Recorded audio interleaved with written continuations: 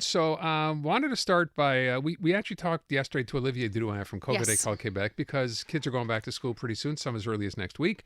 We're still dealing with COVID. No mask mandate. Right, and the government's put nothing in place. There's some question as to whether even ventilation or filtration systems that the government promised would be put in place by the school year. How Yeah, many of no. those were actually done? We don't even know. And in speaking to Olivier Drouin yesterday, he actually said he had to go through an Access to Information Act Yes. to get some of this information. So we wanted to clarify here, if we could, what do? You're a parent of a child. Kids are going back to school.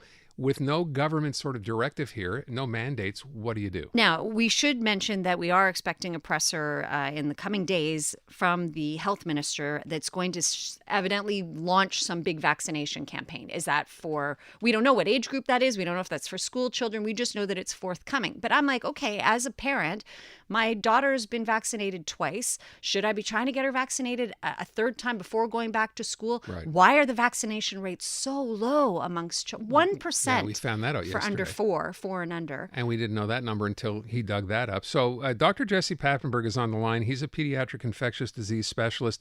Doctor, I want to just play something for you before we begin. That Olivier Drouin told us yesterday when I asked the question about, well, look, without the government implementing any kind of new measures, what should we do? What's going on here? And he said this. We're more blind than we've ever been in terms of knowing the exact number of cases, outbreaks, because there's less data available to track it. There's obviously COVID and pandemic fatigue, less attention and people wanting to hear about the COVID. So I think it's all the ingredients for not good news if you're going to go back to school with no additional measures. Yeah, so not good news, I think, is putting it mildly. It just leaves people more confused than ever. So from your perspective, what do you see being done? What do you think needs to be done here for people sending kids back to school? Well, I think that Olivier Drouin brought up a good point that with less testing being done, we really don't have a good sense of how many people are getting infected, where are the hot spots. But with Omicron, there's just been so many infections that I think that, we know that there's a lot of circulation in the community. It seems to have plateaued.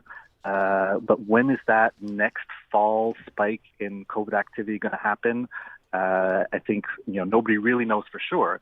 But certainly return to school, return of colder weather with people congregating indoors, it's going to facilitate transmission, and I would expect to see an uptick in cases this coming fall.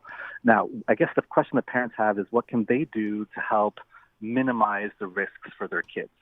And I think we've all realized that there's no zero risk here in terms of we're not going to be able to really protect 100% anybody from getting a COVID-19 infection with how transmissible the Omicron variants have been.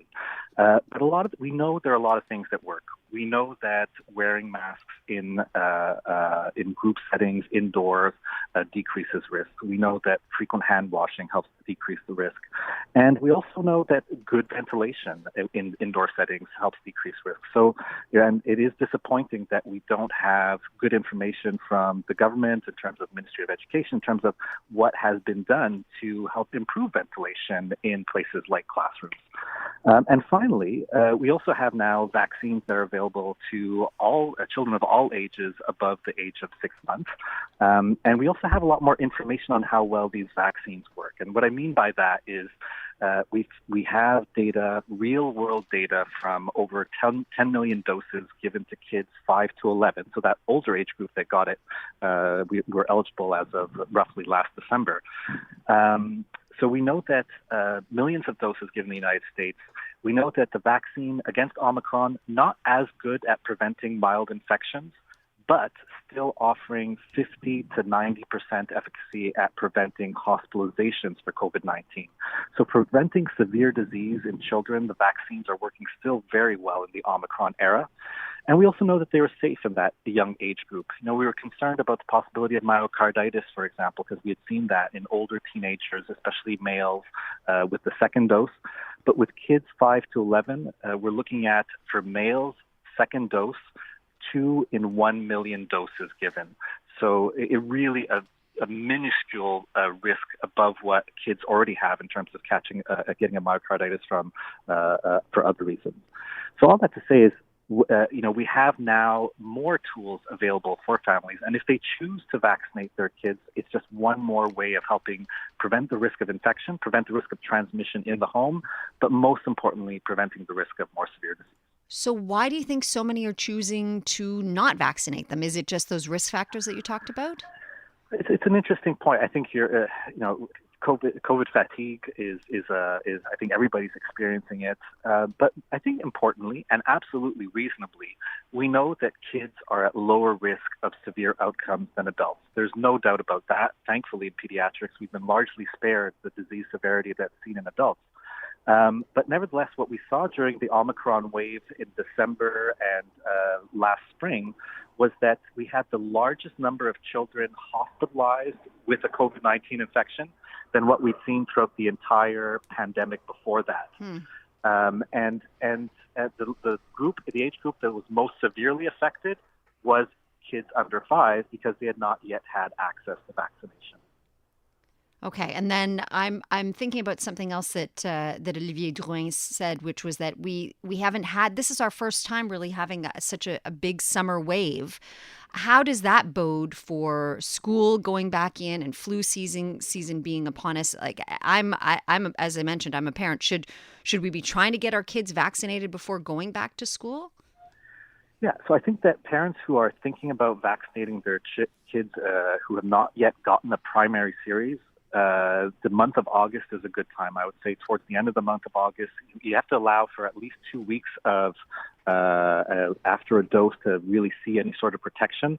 So like getting that first dose in this August and then waiting 8 weeks for the second dose, you're looking at probably September, October.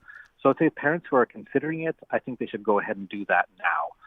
For their primary series. And a reminder that now the recommendations for kids 5 to 11, it is strongly recommended by the National Advisory Committee on Immunization to vaccinate with a primary series children 5 to 11 because we have all of that real world data to show not only does it work, but it's safe. Right. And the other thing that people are starting to think about is what about their kids 5 to 11 who already got their primary series several months ago now? Should they be getting that third dose? Yes. And what you're going to be seeing is not yet a recommendation, but we're going to be seeing probably within the next coming weeks with Health Canada approval of a booster for children 5 to 11 is that we're really going to want to encourage, especially kids in that age group who have an underlying medical condition that puts them at greater risk of having more severe disease. These are really the kids that we're going to want to encourage to get that third dose once it becomes available. It's not yet available, but I would expect to see that before the beginning of the Whoa, hang on. I'm sorry. I thought a third dose was available. So my daughter has had 2 vaccinations. I thought the third booster dose was already available, doctor.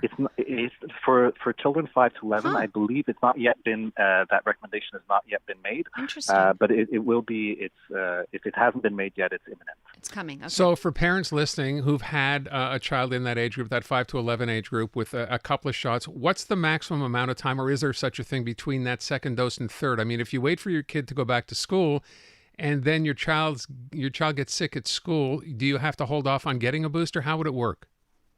So the recommendations are that you should wait at least 8 weeks after an infection, before a COVID-19 infection, before getting any dose of a COVID-19 vaccine. And the recommendations are to wait at least 3 months after the primary series to get a booster dose. But most of the recommendations generally tend to go along the lines of, as of 6 months, you really should be thinking of getting that booster dose. So anywhere between 3 to 6 months after the primary series. And are we still in the situation, because I heard the health director talk about this, where that effectiveness, regardless if it's kids or grown-ups, it wanes after a certain amount of time with children as well? That's right. It wanes, but I think it's important to distinguish the fact that it wanes with regards to protecting against mild infection. But what we're seeing is that protection against severe disease, hospitalization, does persist for a longer period of time, so several months. But you're right, the protection against a mild infection probably wanes after about 3 months. Okay, so just before we run out of time, can I ask you, doctor, given that we have had this summer wave, we're headed into fall, like I mentioned, flu season, how concerned are you about an 8th wave this fall, and would you like to see a mask mandate come back in schools? Well, I would most importantly, I'd like public health to keep an open mind with regards to a mask mandate and potentially institute it if we do see that there is another significant wave that occurs. And I think that families really should be encouraged, if there is no mask mandate, to be able to make that decision. And if they feel more comfortable with their child in school with a mask, they should be encouraged, and there shouldn't be any sort of stigma associated with that. But when is that next wave going to happen? Given the fact that we just had a lot of infections again, it's so difficult to predict. Yeah. And what's going to happen with influenza? Is it going to be a more severe season, Right. since we had a relatively mild season last year? It's just been so difficult to predict these things. But I think masks are one way that we can absolutely reduce the transmission of COVID-19 in schools, as well as other respiratory viruses such as influenza.